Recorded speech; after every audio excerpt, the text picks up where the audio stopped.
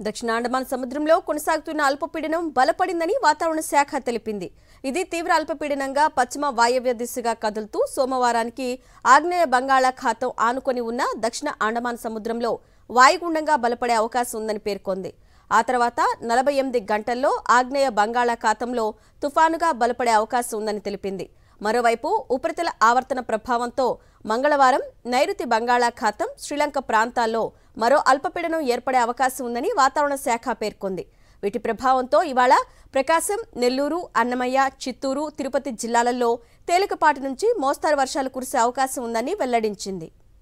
ఇది తీవ్ర అల్పపీడనంగా పశ్చిమ వాయవ్య దిశగా కదులుతూ సోమవారానికి ఆగ్నేయ బంగాళాఖాతం ఆనుకొని ఉన్న దక్షిణ అండమాన్ సముద్రంలో వాయుగుండంగా బలపడే అవకాశం ఉందని పేర్కొంది.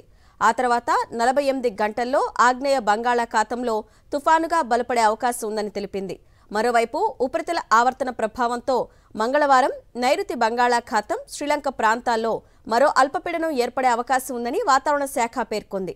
వీటి ప్రభావంతో ఇవాళ ప్రకాశం, నెల్లూరు, అన్నమయ్య, చిత్తూరు, తిరుపతి జిల్లాలలో తేలికపాటి నుంచి మోస్తరు వర్షాలు కురిసే అవకాశం ఉందని వెల్లడించింది.